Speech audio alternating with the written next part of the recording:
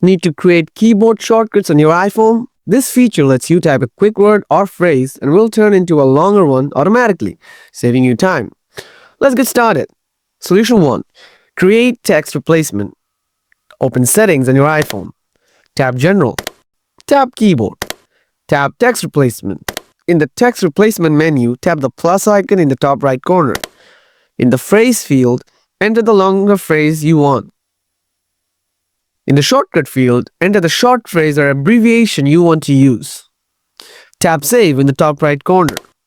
Test your text replacement by typing in the shortcut in any app that requires text input. Solution 2. Edit or delete text replacements. To edit or remove an existing text replacement, open Settings and tap General.